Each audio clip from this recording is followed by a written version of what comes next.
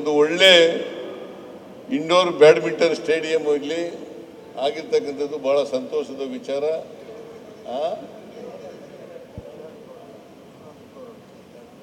ಇನ್ನೂ ಒಂದು ಫ್ಲೋರ್ ಇದೆಯಾ?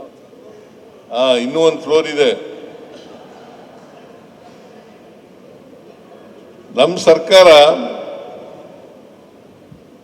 ಕ್ರೀಡೆಗೆ ಎಲ್ಲ ರೀತಿಯ ಸಹಕಾರವನ್ನು ಕೊಡ್ತೀವಿ. ನಾವು ಇವತ್ತು ಎಲ್ಲ ಆಟಗಳಲ್ಲಿ 2%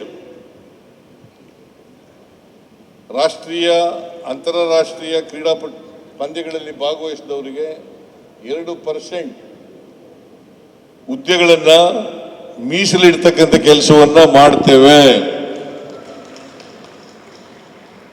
ಪೊಲೀಸ್ ಇಲಾಖೆಯಲ್ಲಿ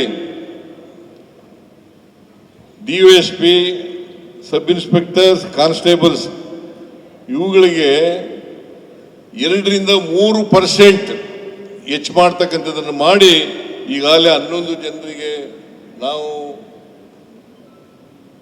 ಈ ಸರ್ಕಾರದ ಉದ್ಯೋಗ ಕೊಡ್ತಕ್ಕಂಥ ಪತ್ರವನ್ನು ಕೊಟ್ಟಿದ್ದೇವೆ ಅಂತಕ್ಕಂಥ ಮಾತುಗಳನ್ನು ಹೇಳಲಿಕ್ಕೆ ನಮ್ಮಲ್ಲಿ ಜನಸಂಖ್ಯೆ ಇದೆ 142 ಕೋಟಿ ಜನಸಂಖ್ಯೆ ಇದ್ದೀವಿ. ಬಹುಶಃ ಇಡೀ ಜಗತ್ತಿನಲ್ಲೇ ವಿ ಆರ್ ನಂಬರ್ 1, ಜಗತ್ತಿನಲ್ಲೇ ನಂಬರ್ 1 ಜನಸಂಖ್ಯೆಯಲ್ಲಿ. ಆದರೆ ಒಲಿಂಪಿಕ್ ಎಷ್ಟು ಪದವಿಗಳನ್ನು ಗೆದ್ದಿದ್ದೀರಿ ಅಂತಂದ್ರೆ ಕಡಿಮೆ. ಅದಕ್ಕೆ ನಾನು ಕರ್ನಾಟಕದಿಂದ ಯಾರು ಒಲಿಂಪಿಕ್ನಲ್ಲಿ ಭಾಗವಹಿಸಿ ಪದಕ ಗೆಲ್ತಾರೆ, ಚಿನ್ನದ ಪದಕ ಗೆದ್ರೆ 5 ಕೋಟಿ ರೂಪಾಯಿಗಳನ್ನು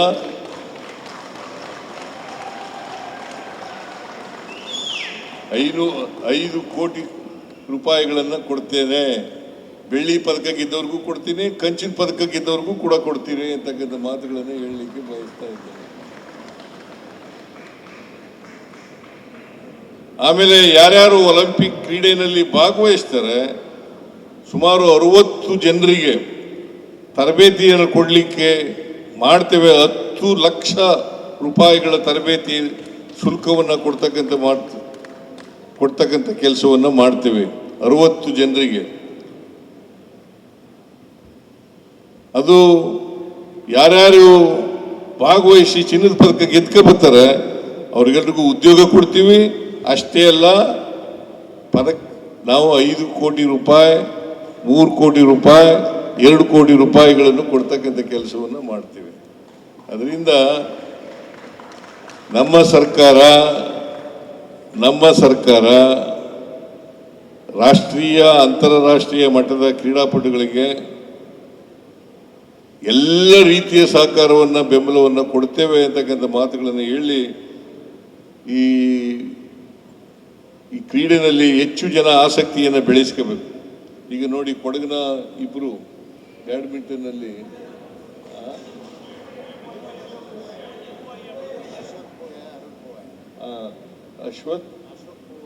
ಅಶೋಕ್ ಪೂವಯ್ಯ, ಅರುಣ್ ಪೂವಯ್ಯ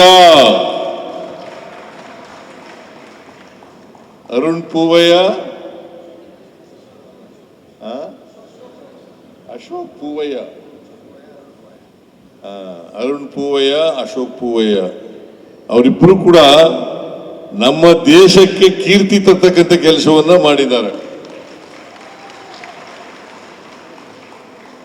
ಅವರು ಎಲ್ಲರಿಗೂ ಮಾದರಿ ಆಗಲಿ ಅಂತೇಳಿ ಈ ಸಂದರ್ಭದಲ್ಲಿ ಹಾರೈಸಿ ಅವರಿಬ್ಬರಿಗೂ ಕೂಡ ಮತ್ತೊಮ್ಮೆ ಸರ್ಕಾರದ ಪರವಾಗಿ ಧನ್ಯವಾದಗಳನ್ನು ಅರ್ಪಿಸಲಿಕ್ಕೆ ಬಯಸ್ತಾ ಇದ್ದೇನೆ.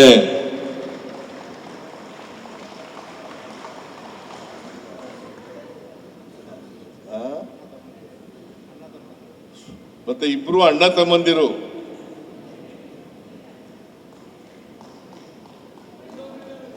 Ashok Poovaiah, Arun Poovaiah.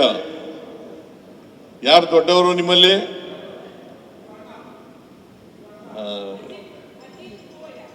Ashish Ajit Puvaya. Very good. Keep it up. Others should follow them.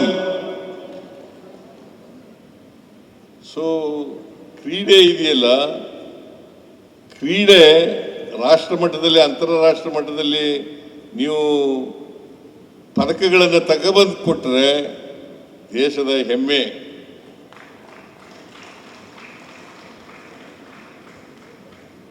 ಅಂತ ಕ್ರೀಡಾಪಟುಗಳು ಮಂಗಳೂರಿನಿಂದಲೂ ಕೂಡ ಬರಲಿ ಅಂತೇಳಿ ಆಶಿಸ್ತೇನೆ. ಮಂಗಳೂರಿಂದ ಕೂಡ ಬರಲಿ ಅಂತೇಳಿ ಆಶಿಸ್ತೇನೆ. ಸೊ ಈ ಕಾರ್ಯಕ್ರಮವನ್ನು chief minister Mangaluru India international challenge 2025 ಇದನ್ನು ಅತ್ಯಂತ ಸಂತೋಷದಿಂದ ಉದ್ಘಾಟನೆ ಮಾಡಿದ್ದೇನೆ ಅಂತೇಳಿ ಇದನ್ನು ಉದ್ಘಾಟನೆ ಮಾಡಿ ಈ ಕಾರ್ಯಕ್ರಮದಲ್ಲಿ ಭಾಗವಹಿಸ್ತಕ್ಕಂಥ ಅವಕಾಶ ಕಲ್ಪಿಸಿಕೊಟ್ಟಂಥ ಎಲ್ಲ ಡಿಸ್ಟ್ರಿಕ್ಟ್ ಬ್ಯಾಡ್ಮಿಂಟನ್ ಅಸೋಸಿಯೇಷನ್ ಅವರಿಗೆ ವಂದಿಸಿ ನನ್ನ ಮಾತುಗಳನ್ನು ಮುಗಿಸ್ತೇನೆ. ಜೈ ಹಿಂದ್, ಜೈ ಕರ್ನಾಟಕ. ಹೆಚ್ಚಿನ ವಿಡಿಯೋಗಳಿಗೆ ಪ್ರತಿಧ್ವನಿ ಯೂಟ್ಯೂಬ್ ಚಾನೆಲ್ ಸಬ್ಸ್ಕ್ರೈಬ್ ಮಾಡಿ, ಬೆಲ್ ಐಕಾನ್ ಕ್ಲಿಕ್ ಮಾಡಿ.